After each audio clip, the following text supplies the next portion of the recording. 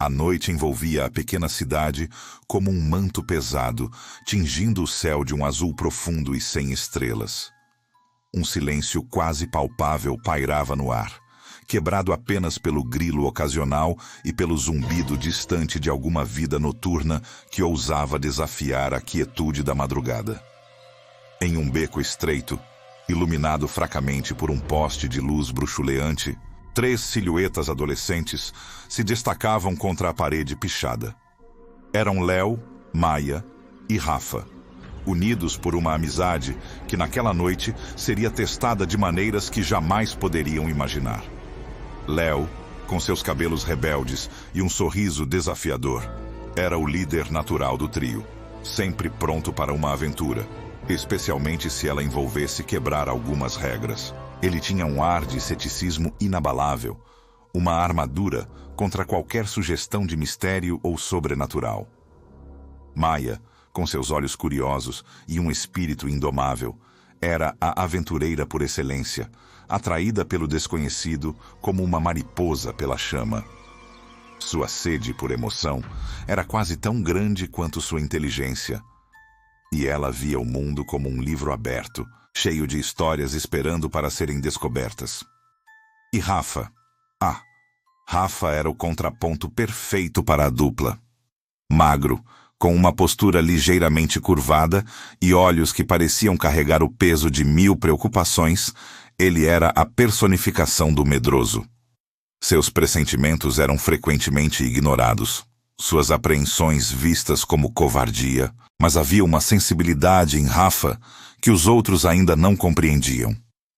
O local escolhido para a sua próxima grande aventura não poderia ser mais apropriado para a teia de lendas e medos que estava prestes a ser tecida. O antigo cemitério da cidade, um monumento de pedra e musgo, erguia-se na colina mais alta, dominando a paisagem com sua aura sombria e imponente. Histórias sussurradas de aparições fantasmagóricas, vozes fantasmagóricas e vultos que dançavam entre as lápides há muito tempo alimentavam a imaginação dos moradores, tornando-o um lugar proibido após o anoitecer. Nenhum adulto sensato ousaria cruzar seus portões depois que o sol se punha, e era exatamente por isso que ele exercia um fascínio irresistível sobre os adolescentes. Para Léo, ir ao cemitério à noite não era apenas uma prova de coragem. Era uma oportunidade de ouro para impressionar Maia, de mostrar a ela que ele era destemido, um espírito livre que não se curvava a superstições infantis. Vamos, Rafa, Léo provocou, um brilho travesso nos olhos. Não vai me dizer que você está com medo de um bando de fantasmas imaginários?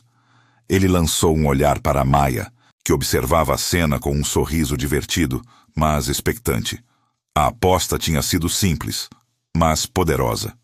Invadir o cemitério à meia-noite. Para Léo, o prêmio não era apenas a adrenalina, mas a validação, a confirmação de sua imagem de herói aos olhos de Maia. Rafa engoliu em seco, o coração batendo forte no peito. Seus olhos vasculhavam as sombras ao redor, como se esperassem que algo saltasse a qualquer momento. Não é medo, Léo, ele gaguejou, embora sua voz o traísse. É só. A gente sabe das histórias. E se for verdade, não é certo entrar lá. Seus dedos tamborilavam nervosamente nas alças da mochila.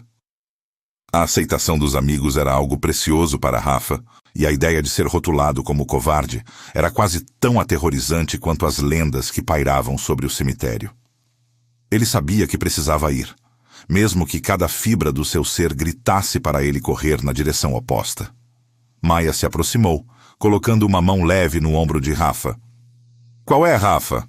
É só um cemitério velho, um pouco de história, talvez, e uma boa dose de adrenalina, não acha? Ela sorriu, e a promessa de aventura em seus olhos era quase contagiosa. Para Maia, cada lenda era um convite, cada mistério um quebra-cabeça esperando para ser resolvido. Ela buscava a emoção do desconhecido, a sensação de estar viva à beira do perigo. As motivações eram claras, embora não ditas. Léo buscava validação, um troféu invisível para sua bravura e uma forma de cimentar seu lugar na hierarquia social da amizade. Maia, por sua vez, ansiava por aventura, por quebrar a monotonia da vida adolescente com algo grandioso, algo que fizesse seu coração disparar. E Rafa, o mais hesitante dos três, desejava aceitação. Ele queria ser visto como parte do grupo, não o elo fraco, o medroso que sempre ficava para trás. Era um preço alto a pagar por um senso de pertencimento, mas naquela idade a aceitação dos pares era um tesouro inestimável. O plano foi traçado com a simplicidade e a audácia típicas da juventude. Encontro à meia-noite no portão principal do cemitério. De lá, caminhariam até os fundos, onde um trecho do muro era mais baixo, coberto por era densa, oferecendo um ponto de entrada discreto. Léo havia explorado o local durante o dia, um reconhecimento rápido que ele considerava suficiente. "Ninguém vai nos ver", ele garantiu, com uma confiança que beirava a arrogância. "Entraremos, daremos uma volta rápida, quem sabe tirar umas fotos e sairemos antes do amanhecer." Moleza. Mas para Rafa, a palavra moleza soava como um eco oco. Um pressentimento sombrio, frio e persistente começou a se alojar em seu peito. Não era o medo comum de fantasmas, era algo mais profundo, uma sensação de que estavam prestes a perturbar algo antigo e adormecido. Ele tentou expressar isso, mas suas palavras se perderam na empolgação de Léo e na curiosidade de Maia. "Eu não sei, gente. Eu tenho um mau pressentimento, uma sensação estranha, como se a gente não devesse ir lá." Léo apenas riu, batendo nas costas de Rafa. "Ah, Rafa, é só a sua imaginação. Relaxa, vai ser divertido." Maia acenou com a cabeça, já com os olhos brilhando com a antecipação. O pressentimento de Rafa, seu aviso silencioso, foi ignorado. Era apenas o Rafa, sendo Rafa, o medroso do grupo. Eles não podiam saber que aquele pressentimento, aquela pontada de ansiedade no coração de Rafa, era a melodia de um futuro sombrio que começava a tocar. A noite proibida estava apenas começando, e o antigo cemitério esperava, paciente e silencioso, por seus novos e incautos visitantes. A história estava prestes a ser escrita, não com tinta, mas com o suor frio do medo e o eco de segredos há muito esquecidos. A meia-noite chegou com uma pontualidade sinistra, trazendo consigo um véu de escuridão que parecia mais denso do que o habitual. Os três amigos se encontraram no portão enferrujado do cemitério, cada um envolto em seus próprios pensamentos e medos. Léo, o líder autoproclamado, exibia uma bravata forçada, seus olhos varrendo a extensão escura do cemitério com uma mistura de excitação e nervosismo. Maia, ao seu lado, irradiava uma energia contida, seu olhar fixo nos portões, como se pudesse ver através da escuridão os segredos que os aguardavam. E Rafa, o mais relutante, sentia o coração martelar no peito, cada batida um aviso. Um eco do pressentimento que se recusava a ir embora. O plano de Léo era simples: contornar o muro principal, onde a vigilância era maior, e seguir para os fundos, onde um trecho mais baixo e coberto de era prometia uma entrada mais fácil. A caminhada até lá foi silenciosa, interrompida apenas pelo ranger ocasional dos portões distantes, levado pelo vento, e pelo som de seus próprios passos na calçada úmida. A atmosfera opressora do cemitério começou a se manifestar mesmo antes de entrarem. Uma névoa fina e fria pairava sobre os túmulos, dançando entre as árvores retorcidas, cujos galhos pareciam dedos esqueléticos apontando para o céu. O silêncio era quase palpável, um silêncio que engolia qualquer som, tornando o mundo exterior distante e irreal. Ao alcançarem o ponto de entrada, Léo foi o primeiro a escalar o muro, ágil e destemido. Estendeu a mão para Maia, que subiu com a mesma facilidade, um sorriso malicioso nos lábios. Rafa hesitou por um momento. seus olhos varrendo a escuridão do cemitério, que parecia engoli-los. Sentiu um calafrio percorrer sua espinha, mas a vergonha de recuar na frente dos amigos era um motivador mais forte que o medo. Com um suspiro pesado, ele se impulsionou, sentindo o musgo escorregadio sob seus dedos enquanto escalava. Uma vez lá dentro, o ar ficou mais pesado, carregado com o cheiro de terra úmida e flores murchas.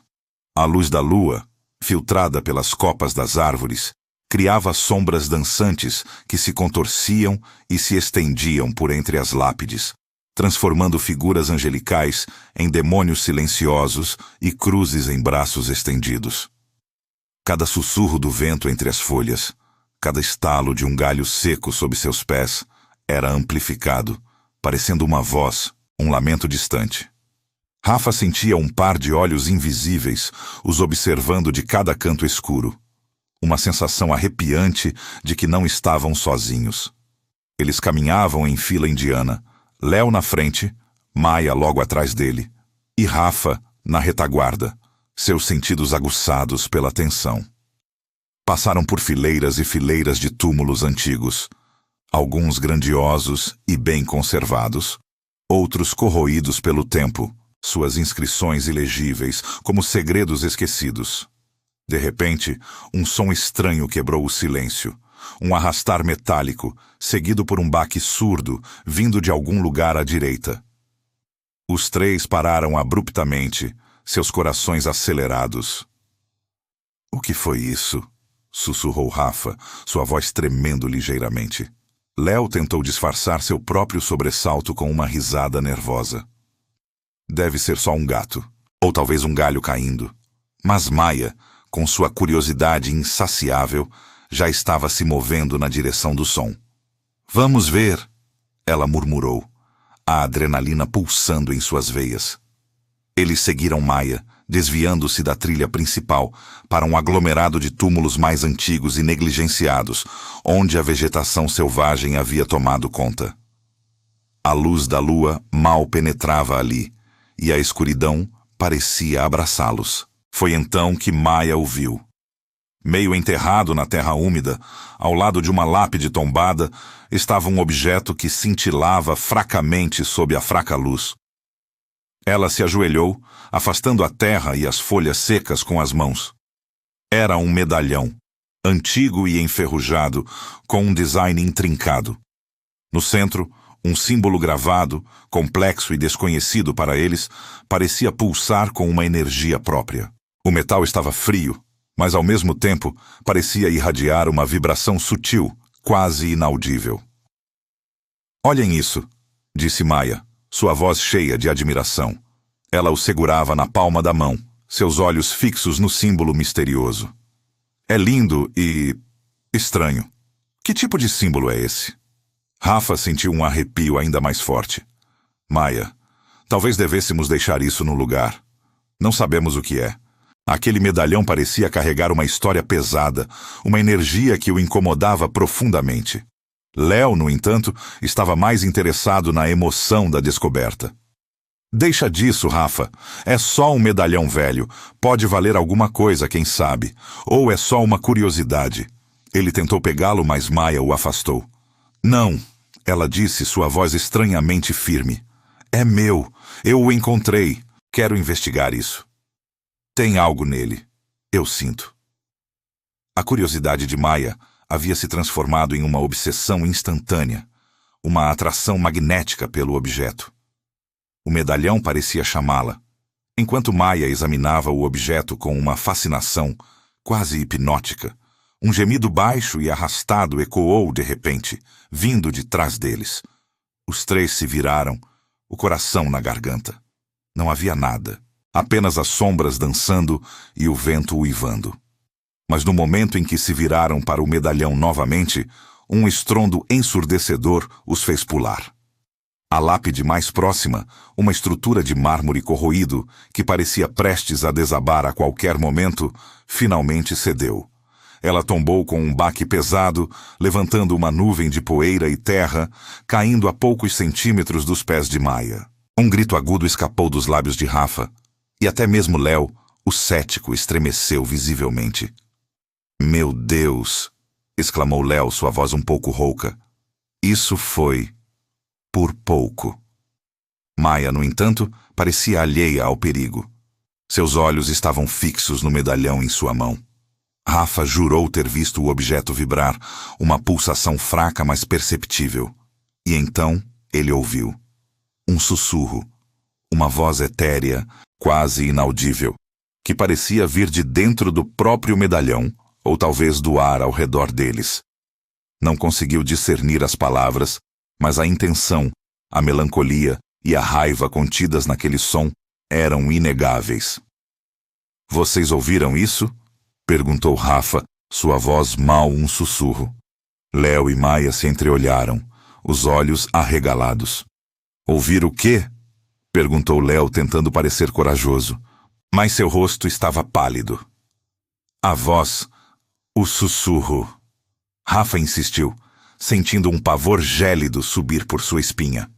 Maia balançou a cabeça lentamente, mas um brilho estranho em seus olhos sugeria que talvez ela tivesse ouvido algo, ou talvez estivesse apenas se recusando a admitir. Ela apertou o medalhão em sua mão, quase como se estivesse com medo de soltá-lo. O objeto parecia ter se apegado a ela, e ela a ele. A partir daquele momento, a sensação de estarem sendo observados se intensificou. Cada sombra parecia se mover com intenção. Cada sopro de vento parecia carregar uma mensagem. O cemitério, antes apenas um lugar de lendas, havia se tornado um palco para algo real, algo que eles haviam inadvertidamente despertado. O medalhão, outrora um simples objeto enferrujado, era agora o elo de uma corrente invisível que os prendia a um passado sombrio, a uma história que estava prestes a ser desenterrada. Eles haviam entrado por curiosidade, mas o que encontraram os marcaria para sempre. A noite ainda era jovem, e os segredos do cemitério estavam apenas começando a se revelar. De volta para a segurança aparente de suas casas, o peso da noite no cemitério pairava sobre os três amigos, embora de maneiras distintas. Maia, com o medalhão firmemente guardado, sentia uma urgência incontrolável de desvendar seus mistérios.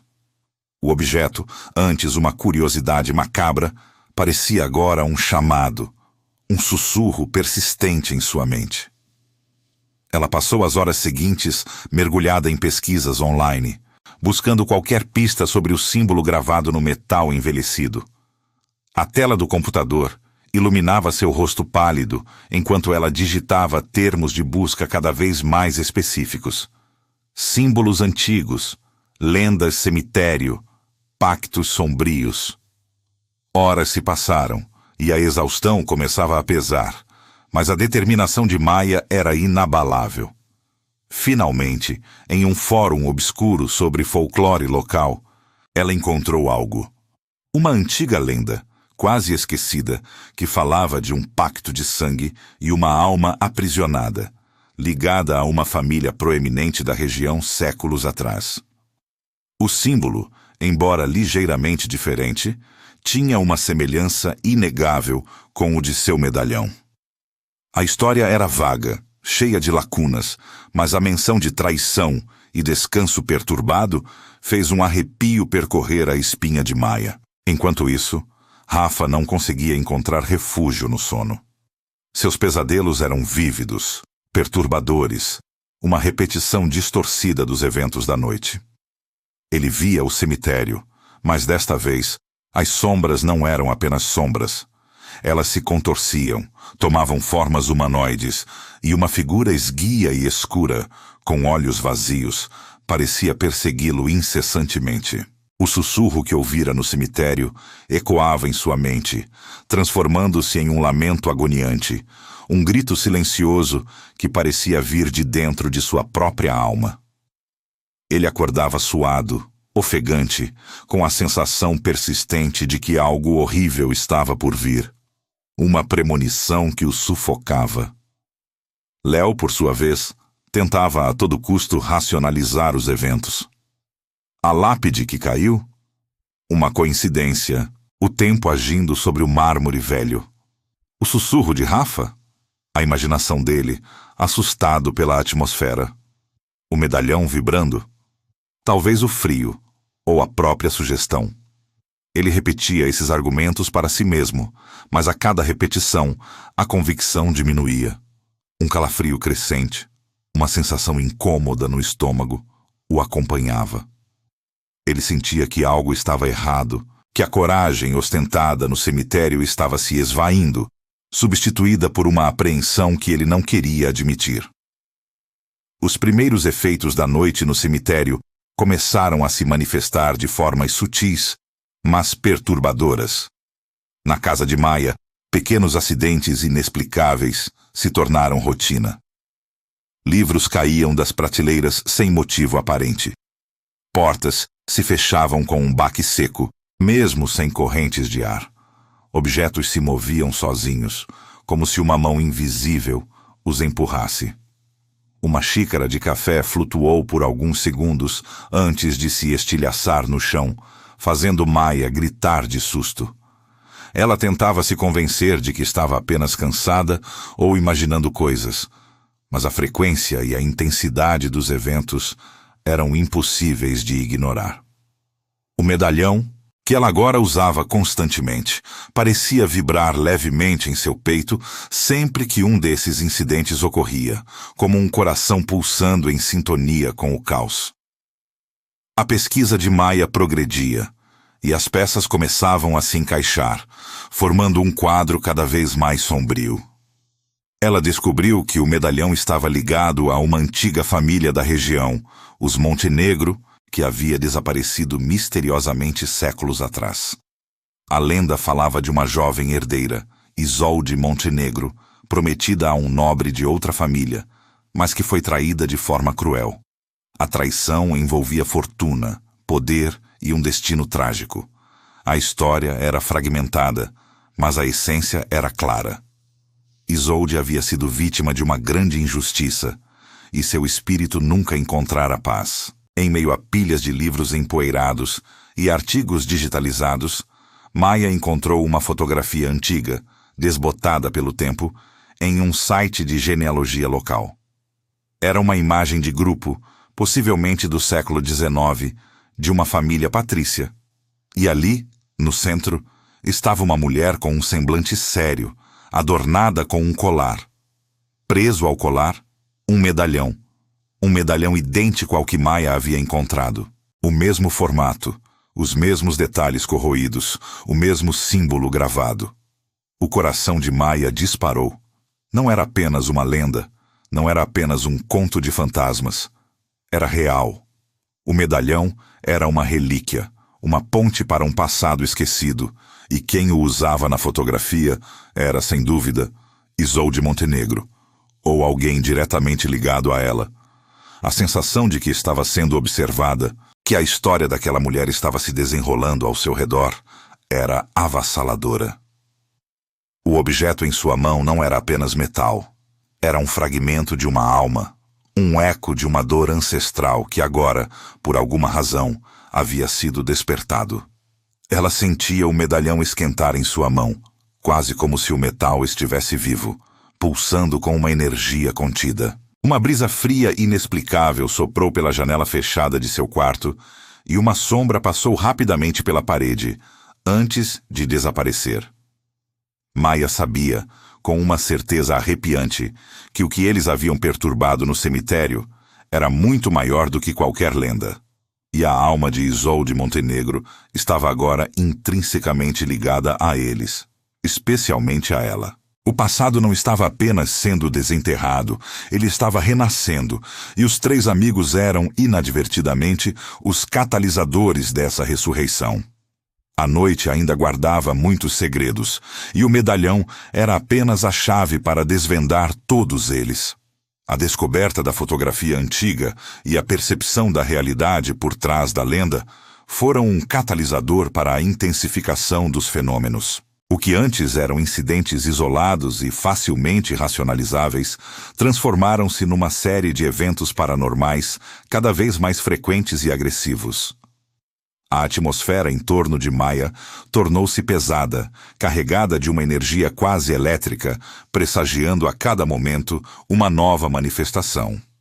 Não eram mais apenas objetos caindo, eram portas batendo com força violenta, luzes piscando freneticamente e sussurros que pareciam vir de todas as direções, formando palavras indecifráveis que flutuavam no ar antes de se dissiparem. Rafa, o mais sensível do grupo, começou a sentir dores de cabeça lancinantes, acompanhadas de calafrios que não tinham relação com a temperatura ambiente. Ele via vultos nos cantos dos olhos, figuras sombrias que se desfaziam assim que ele tentava focar. Léo, por sua vez, tentava manter sua postura cética, mas a cada novo evento, a rachadura em sua armadura de racionalidade aumentava. Ele se esforçava para encontrar explicações lógicas para o que testemunhavam, atribuindo os sons a correntes de ar, as luzes a problemas elétricos e os objetos em movimento à gravidade ou à ilusão de ótica. No entanto, sua voz soava cada vez menos convincente, e o brilho de desafio em seus olhos estava sendo substituído por uma sombra de inquietação. A tensão entre ele e Rafa aumentava exponencialmente. Rafa, já exausto pelos pesadelos e pelos fenômenos diurnos, confrontava Léo com a necessidade de aceitar o inexplicável. Léo, você não pode mais negar. Isso não é normal. Algo nos seguiu do cemitério. Ou melhor, algo nos escolheu lá, exclamava Rafa, a voz embargada pelo medo e pela frustração. Léo respondia com irritação. Não seja ridículo, Rafa. Estamos apenas estressados e Maia está sugestionada por essas lendas que ela lê. Precisamos de descanso, não de um exorcista. A discussão era um eco da batalha interna de Léo, que ainda se recusava a ceder ao medo, mas sentia o chão sob seus pés se desintegrar. A situação de Maia era a mais preocupante. A possessão, inicialmente sutil, tornava-se mais evidente. Ela começou a ter lapsos de memória, momentos em que não conseguia se lembrar do que havia feito ou dito nos minutos anteriores. Suas mudanças de humor eram bruscas e assustadoras. Em um instante, ela estava calma e sorridente. No outro, seus olhos se enchiam de uma raiva fria e desconhecida. Suas palavras se tornavam cortantes e estranhamente arcaicas.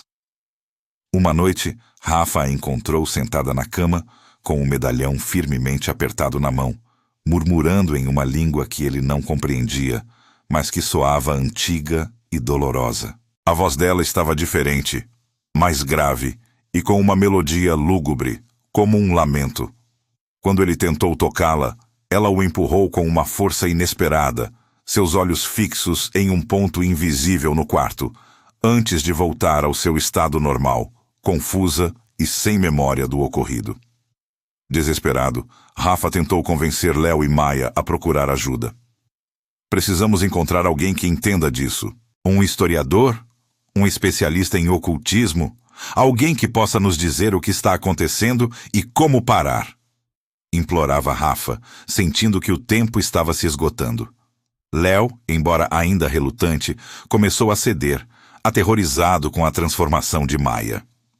Ela, por sua vez, parecia alheia à urgência, por vezes até defendendo a presença que a acompanhava, chamando-a de minha amiga silenciosa. A busca por respostas os levou a um pequeno museu de história local, quase esquecido na periferia da cidade. Lá, encontraram o Dr. Elara, uma historiadora aposentada, conhecida por sua paixão por lendas urbanas e documentos antigos.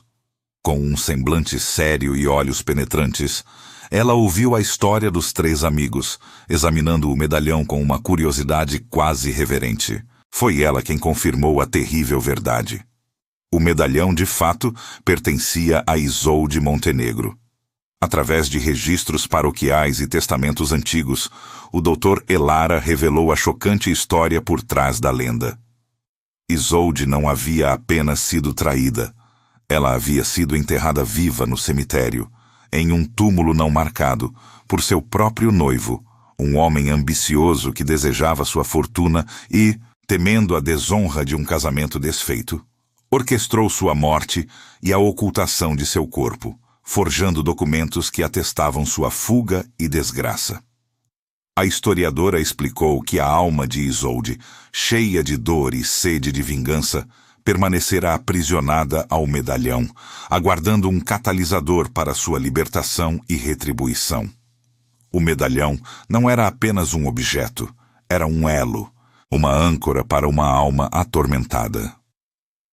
Enquanto Dra. Elara falava, Maia, sentada em uma cadeira antiga no canto da sala, começou a tremer.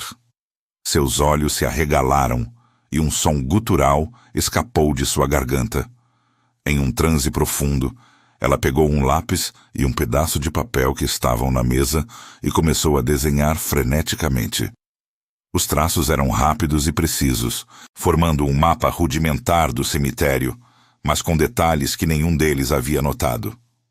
No centro do mapa, ela desenhou um X grande e sombrio, indicando uma área coberta por vegetação densa, um local que parecia esquecido, uma parte do cemitério que eles não haviam explorado durante sua invasão noturna.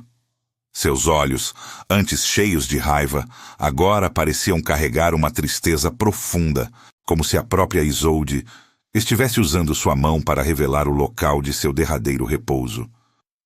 O medalhão em seu pescoço brilhava com uma luz fraca, pulsando em sintonia com a revelação. Aquele mapa não era apenas um desenho, era um convite, uma exigência. A alma de Isolde estava guiando-os de volta ao seu túmulo, a um lugar onde a verdade de sua traição seria finalmente desenterrada. A jornada estava longe de terminar. Na verdade, estava apenas começando.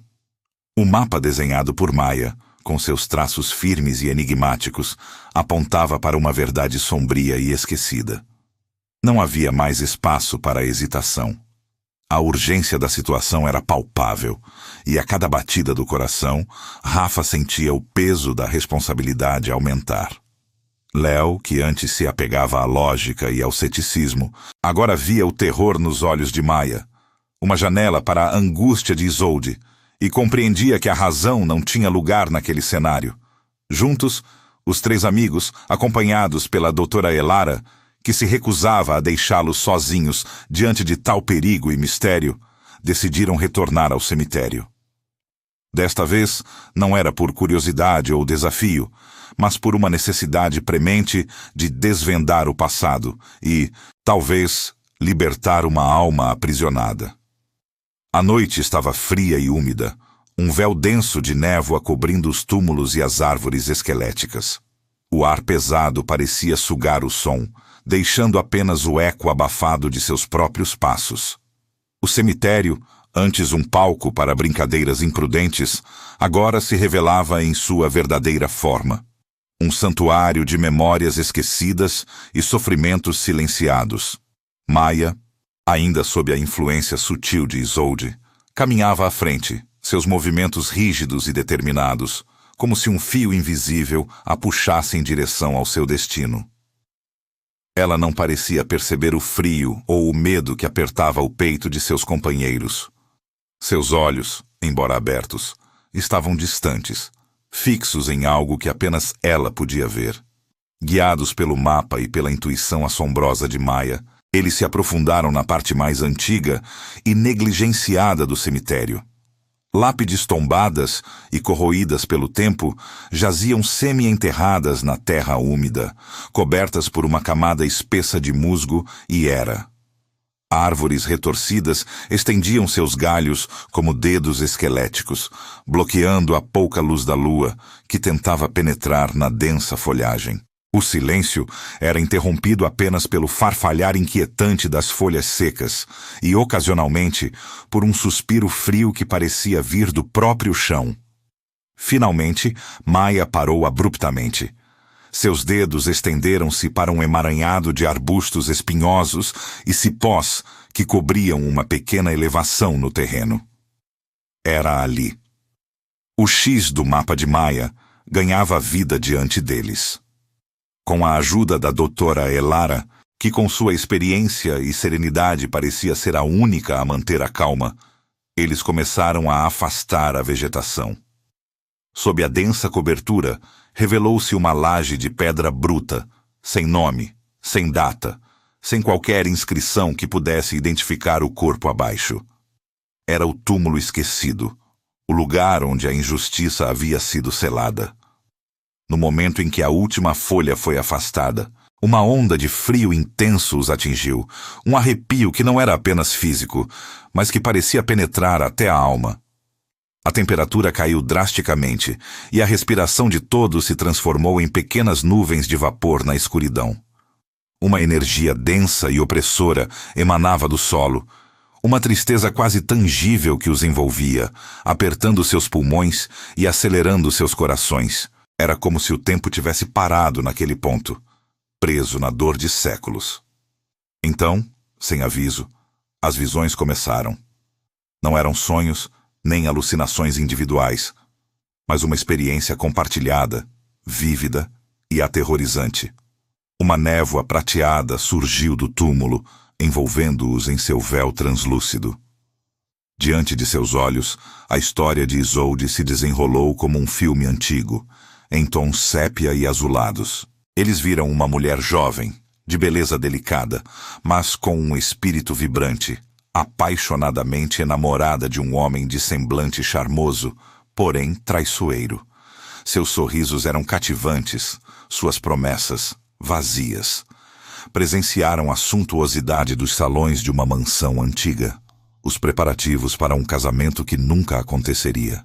Viram a alegria inocente de Isolde, a confiança cega em seu noivo. E então, o golpe. A traição fria e calculista. O homem que jurara amá-la, na verdade, conspirava para roubar sua fortuna, para desposá-la e, em seguida, livrar-se dela de forma cruel. A cena da emboscada foi brutal. A escuridão da noite, o silêncio quebrado apenas pelos gritos abafados de Isolde. A luta desesperada, a sensação de ser arrastada, o cheiro de terra úmida, o desespero em seus olhos ao perceber a verdade, a traição em seu olhar, a dor de ser enganada pelo único homem em quem confiava. A visão culminou na imagem mais horrenda de todas: Isolde sendo jogada na cova, ainda viva, seus apelos abafados pela terra que era jogada sobre ela. A escuridão final, o silêncio sufocante, o terror de ser enterrada viva. A dor, a raiva, o desespero de Isolde eram tão intensos que se tornaram quase físicos para os observadores. Rafa sentiu um nó na garganta, lágrimas brotando em seus olhos.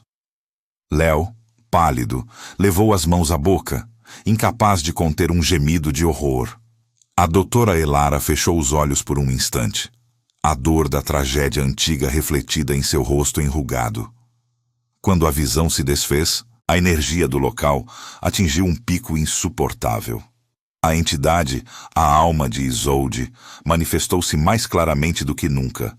Não era uma forma sólida, mas uma distorção no ar, um contorno translúcido feito de angústia e fúria. A presença era avassaladora, uma tempestade de emoções reprimidas por séculos. Seus olhos, embora invisíveis, pareciam fixos neles, carregados de uma dor profunda e uma sede insaciável de vingança. Então, uma voz. Não um som audível com os ouvidos, mas uma ressonância que vibrava dentro de suas mentes. Era a voz de Isolde, ou pelo menos, a essência de sua dor. A mensagem era distorcida, fragmentada pela raiva e pelo sofrimento, mas inegavelmente presente. Ela falava de injustiça, de traição, de um desejo ardente de retribuição. A voz parecia vir de Maia, mas não era a voz de Maia. Era um eco, uma possessão parcial que permitia à entidade se comunicar. Eles me traíram, me roubaram, me jogaram na escuridão. Eu quero vingança. As palavras ecoavam em suas mentes, cheias de um ódio gélido e antigo. O medalhão no pescoço de Maia pulsava com uma luz vermelha fraca, como um coração batendo no peito da garota. A cada palavra, a luz ficava mais intensa, a presença de Isolde mais forte, mais exigente. Era evidente que a alma não buscava apenas ser entendida. Ela buscava ação. Ela queria que sua dor fosse sentida, sua injustiça corrigida, sua vingança concretizada. A verdade da traição havia sido desenterrada, mas com ela, um perigo ainda maior havia sido despertado. A alma de Isolde não estava em paz, e sua fúria, latente por séculos, estava prestes a ser liberada sobre o mundo. A manifestação da entidade atingiu um patamar assustador. A essência de Isolde, antes uma sombra etérea, agora parecia ter uma forma quase tangível, uma massa de energia densa e gélida que se contorcia no ar rarefeito do cemitério. Não era uma forma humana, mas uma representação de pura angústia e fúria, seus olhos, invisíveis fixos em Maia, que permanecia em um transe perturbador. A voz, antes um sussurro distorcido, ganhou uma clareza arrepiante, ressoando não apenas em suas mentes, mas no próprio solo sob seus pés.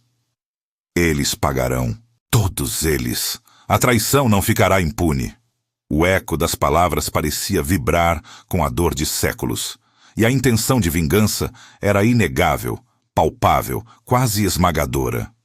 O plano da entidade, embora ainda não totalmente decifrado, revelava-se gradualmente através das ações de Maia. A jovem, sob a influência da alma atormentada, começou a se mover com uma determinação estranha, seus passos firmes, apesar da rigidez de seus membros. Ela não estava mais ali.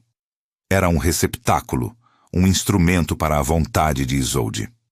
A entidade parecia querer usar Maia para alcançar os descendentes do traidor, aqueles que, em sua visão distorcida pela dor, eram cúmplices da injustiça original. Havia uma malevolência fria em seus gestos, uma intenção de causar sofrimento, de replicar a dor que ela própria havia suportado. Os amigos perceberam que a vingança de Isolde não era apenas contra seu algoz direto, mas contra todos que representassem a linhagem daquele que a havia enganado. A simples existência deles era uma afronta, um lembrete da impunidade que ela havia sofrido. Foi nesse momento de desespero crescente que Rafa, o antes medroso e sempre relutante, encontrou uma coragem que nem ele sabia possuir. Um grito agudo de Maia, que parecia estar lutando contra a própria entidade em seu corpo, rasgou o ar. A jovem estava prestes a cair em direção a uma lápide quebrada, um ato que parecia intencional, quase como se a entidade quisesse machucá-la ou usá-la para alguma finalidade macabra. Sem pensar, Rafa se lançou para a frente, agarrando Maia antes que ela se chocasse contra a pedra. Ele a segurou firmemente, sentindo a energia fria que emanava dela, mas não a soltou. Seus olhos, antes cheios de pavor, agora demonstravam uma determinação feroz. Ele não permitiria que a entidade ferisse sua amiga, nem que a usasse como peão em seu jogo de vingança. Era um ato de heroísmo puro, nascido do amor e da lealdade. Léo, por sua vez, estava paralisado por uma culpa avassaladora. Ele observava a cena, o rosto contorcido em uma mistura de horror e arrependimento.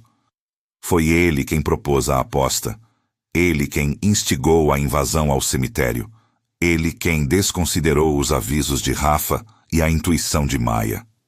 A cada momento em que a entidade se tornava mais forte, a cada gemido de dor de Maia, o peso de suas ações o esmagava. Fui eu. Tudo isso é culpa minha, ele murmurou, a voz embargada.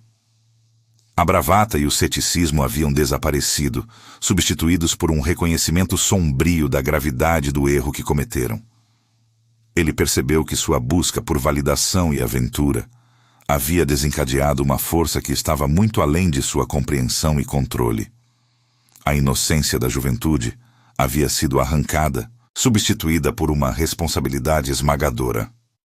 A doutora Elara, que observava tudo com uma seriedade sombria, interveio, sua voz calma, mas firme, cortando a tensão no ar. A vingança só serve para perpetuar a dor, meus jovens. A única forma de apaziguar uma alma é através da redenção, de um ato de compaixão que corrija a injustiça, não que a replique. Ela explicou que Isolde não precisava de mais violência, mas de paz. A alma estava presa em um ciclo de ódio, e apenas um gesto de verdadeira reparação poderia libertá-la.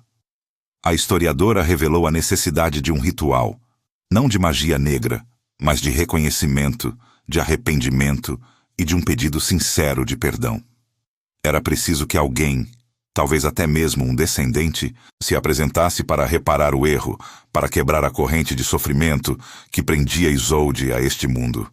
Enquanto a doutora Elara falava, a entidade soltou um grito mental que fez todos cambalear. Uma única palavra, ou talvez um nome, ecoou em suas mentes, cheia de desprezo e reconhecimento. Valérios. E então, a revelação chocante veio, não em palavras, mas em uma imagem mental projetada diretamente em suas mentes pela entidade. Uma imagem de um rosto, jovem e sorridente, que parecia estranhamente familiar. Um rosto que Isolde havia amado e que a havia traído. E com uma pontada gélida no peito, Léo reconheceu os traços. Não era uma cópia exata, mas a semelhança era inegável. O mesmo nariz aquilino, o mesmo formato dos olhos, o mesmo sorriso que, agora, parecia um presságio de desgraça. A entidade, com um misto de satisfação e ódio, revelou a terrível verdade. O descendente do traidor. Ele está entre vocês, mais próximo do que imaginam. O silêncio que se seguiu foi ensurdecedor, quebrado apenas pela respiração ofegante dos três amigos, enquanto a figura translúcida de Isolde parecia se fixar em Léo, seus olhos, cheios de uma raiva ancestral, aguardando o próximo movimento. A revelação atingiu Léo como um raio, o chão parecendo sumir sob seus pés. A culpa que já sentia se transformou em terror puro. Ele era o elo, a ponte para a vingança de Isolde. A revelação atingiu Léo como um raio, o chão parecendo sumir sob seus pés. A culpa que já sentia se transformou em terror puro. Ele era o elo, a ponte para a vingança de Isolde. A doutora Elara, com sua expressão grave, foi a primeira a quebrar o silêncio pesado que se instalou. Valérios. Era o nome do seu ancestral, Léo, o homem que traiu Isolde e a condenou ao sofrimento eterno. As palavras da historiadora eram como marteladas no peito do rapaz. O nome ressoava em sua mente, ligando-o a um passado sombrio que ele jamais imaginaria pertencer. A semelhança que ele havia notado, antes apenas uma curiosidade mórbida, agora era uma condenação. Ele era, de fato, um descendente direto do traidor. Seus olhos se arregalaram, fixos na figura espectral de Isolde que pairava sobre Maia. A raiva nos olhos da entidade era palpável, e Léo sentiu um frio gélido percorrer sua espinha. Não era apenas a culpa que o atormentava. Era o medo genuíno de se tornar o próximo alvo da fúria milenar da mulher. Maia estava convulsionando novamente, e a energia sombria que emanava de Isolde parecia se intensificar, alimentada pela revelação de sua linhagem. Rafa, ao lado de Maia, olhava para Léo com uma mistura de choque e compreensão. A amizade deles estava sendo testada de uma forma que nenhum deles poderia ter previsto. Léo tentou falar, mas as palavras engasgaram em sua garganta. Como poderia ele, o cético, o aventureiro imprudente, ser o descendente de alguém tão cruel? A ideia era absurda, mas a presença de Isolde e o conhecimento de Elara eram irrefutáveis. O dilema moral que se apresentou a Léo era excruciante. Sua própria segurança estava em jogo, mas também a paz de Isolde e, talvez, a vida de Maia. Ele poderia fugir, tentar se esconder da maldição de seu ancestral, mas sabia que isso não resolveria nada. A entidade estava ligada a ele, e a vingança, se não fosse interrompida, poderia consumir a todos. A doutora Elara percebendo o tormento do rapaz, aproximou-se, colocando uma mão reconfortante em seu ombro. Léo, você não é Valérius. Você tem a chance de quebrar esse ciclo. A redenção não é para o traidor, mas para a alma que sofre. E você é a chave para isso. A voz dela era um bálsamo em meio ao caos, uma luz guia na escuridão que o envolvia. Ela explicou que o ritual não exigia sacrifícios sangrentos ou encantamentos complexos, mas um ato genuíno de arrependimento e compaixão. Era uma forma de reconhecer a dor de Isolde, de validar seu sofrimento e de oferecer a ela o perdão que Valérius nunca deu. O ritual seria simples em sua execução, mas profundo em seu significado. De volta ao cemitério, no túmulo esquecido, à meia-noite, sob a luz da lua. Léo deveria se apresentar, não como Valérius, mas como um descendente que carregava o peso da história, e oferecer a Isolde a paz que ela tanto ansiava. Ele deveria pedir perdão em nome de seu ancestral, não por culpa própria, mas por compaixão, e prometer que a injustiça seria lembrada, mas a vingança abandonada. A ideia era aterrorizante. Léo, o cético que zombava de fantasmas, agora se via confrontado com a tarefa de apaziguar um espírito vingativo que tinha motivos de sobra para odiar sua linhagem. Mas ao olhar para Maia, ainda sob o domínio da entidade, e para Rafa, que se mantinha firme ao lado dela, um novo tipo de coragem começou a surgir em seu peito. Não era a bravata de antes, mas uma determinação silenciosa, nascida do amor pelos amigos e da responsabilidade que, querendo ou não, ele havia assumido. Assim, com o coração pesado, mas uma nova resolução, eles se prepararam. A doutora Elara providenciou os poucos itens necessários para o ritual. Uma vela branca para a pureza, um raminho de alecrim para a lembrança e um pequeno pergaminho onde Léo deveria escrever suas palavras de arrependimento e redenção. A noite chegou, escura e fria, e o cemitério parecia ainda mais opressor do que da primeira vez. O silêncio era quebrado apenas pelo farfalhar das folhas e pelo som de seus próprios passos hesitantes. No túmulo esquecido, a energia era densa, quase palpável. Isolde estava lá, sua presença mais forte do que nunca, pairando sobre eles como uma nuvem de dor e raiva. Maia, embora não estivesse em transe completo, sentia a influência da entidade, seu corpo tremendo levemente. Rafa segurava a mão dela, oferecendo apoio silencioso. Léo, de pé diante do túmulo, acendeu a vela, a pequena chama tremulando contra a escuridão. Seus olhos encontraram os olhos vazios de Isolde, e ele sentiu um arrepio. Ele começou a ler as palavras que havia escrito, sua voz inicialmente trêmula, mas ganhando força à medida que avançava. Falou sobre a injustiça, a dor da traição, a crueldade que Valérius havia infligido. Pediu perdão, não por ele mesmo, mas em nome de seu ancestral, reconhecendo o sofrimento de Isolde e prometendo que sua história não seria esquecida, mas sua vingança sim. Ele depositou o raminho de alecrim e o pergaminho sobre a terra fria do túmulo. A entidade, no entanto, não cedeu facilmente. A raiva de séculos não se dissiparia com algumas palavras. Ela se manifestou mais agressivamente, o ar ao redor deles ficando gelado, o vento uivando como um lamento.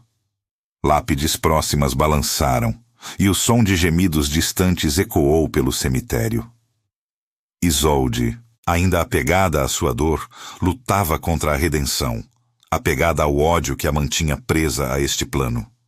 Ela não queria paz, queria justiça, vingança. Mas Léo não recuou.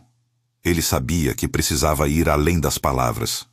Olhando para a entidade, ele fechou os olhos e, em um ato de puro arrependimento e compaixão, ele se ajoelhou diante do túmulo.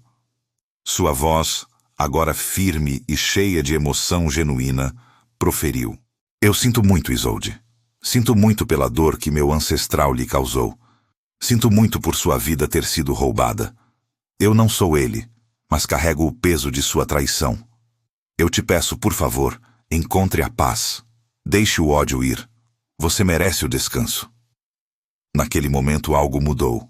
A energia no ar se acalmou. O vento parou de uivar. A figura translúcida de Isolde vacilou, e a raiva em seus olhos pareceu diminuir, substituída por algo que se assemelhava à surpresa e depois a uma tristeza profunda. Um suspiro quase inaudível, um som de alívio e aceitação, pareceu ecoar pelo cemitério. A entidade parecia aceitar a redenção. A paz estava ao alcance. Mas então, quando a figura de Isolde começou a se dissipar, um último sussurro, mais claro do que qualquer manifestação anterior, ressoou nas mentes dos três amigos. Ainda. Não. Livre. A voz era fraca, mas carregada de uma advertência final. A figura de Isolde desapareceu completamente, deixando para trás um silêncio pesado e o cheiro de terra molhada. Eles se entreolharam, confusos. A paz havia sido alcançada, ou havia algo mais? Algo que Isolde não conseguiu revelar completamente antes de partir? A dúvida pairava no ar, um lembrete de que nem todas as feridas se curam tão facilmente, e que o passado, por vezes, tem ramificações inesperadas. A libertação da alma de Isolde trouxe um alívio imediato, mas a marca de seu último sussurro permaneceu, ecoando nas mentes dos três amigos como um aviso velado. O ar, antes denso e opressor, clareou, e a sensação gélida que permeava o cemitério cedeu lugar a uma brisa suave, quase morna. A escuridão das sombras parecia menos ameaçadora, e até mesmo as lápides, antes sinistras, agora repousavam em um silêncio digno. A entidade havia partido, e com ela, a pressão esmagadora que havia envolvido suas vidas por semanas. Maia, antes pálida e trêmula, soltou um suspiro profundo e desabou nos braços de Rafa, que a amparou gentilmente. Seus olhos, antes vidrados e distantes, agora carregavam uma expressão de confusão e exaustão. Ela se libertara da influência da entidade, mas as semanas de possessão e aterrorizantes visões deixaram memórias fragmentadas e um trauma profundo. Ela não se lembrava de tudo com clareza, apenas de flashes de raiva e tristeza que não eram dela, de vozes sussurrantes e de uma dor antiga que a consumia por dentro. A recuperação seria longa, e o peso da experiência a transformaria para sempre. Os amigos estavam mudados. Léo, que havia iniciado a aventura por um misto de arrogância e desejo de impressionar, carregava agora o peso de sua ancestralidade. A revelação de sua linhagem com Valérios o havia forçado a confrontar não apenas a crueldade do passado, mas também a sua própria responsabilidade em despertar uma alma adormecida. O ato de redenção, de se ajoelhar e pedir perdão em nome de seu ancestral, não foi apenas para Isolde, mas também para si mesmo. Ele havia aprendido a humildade, a empatia e a gravidade das consequências de seus atos. A bravata juvenil havia sido substituída por uma seriedade pensativa, e a culpa, embora atenuada pela paz de Isolde, permaneceria como uma cicatriz em sua alma, um lembrete constante do poder da história e da injustiça.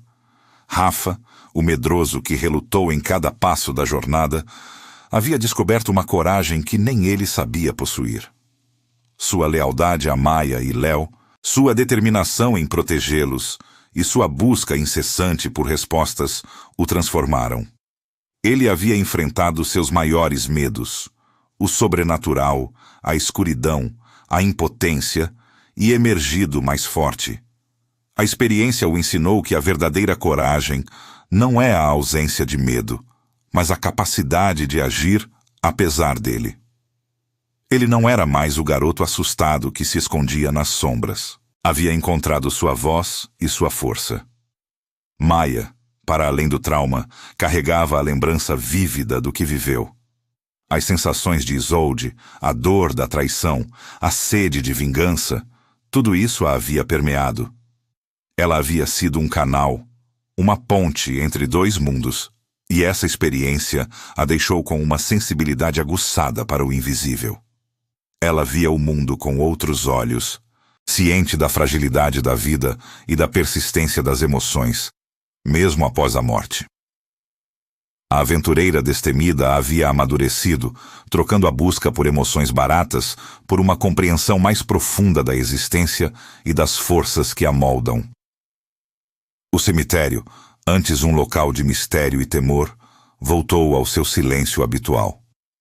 As lendas urbanas, que antes eram apenas histórias assustadoras para as noites de acampamento, agora ganhavam uma nova camada de verdade e respeito.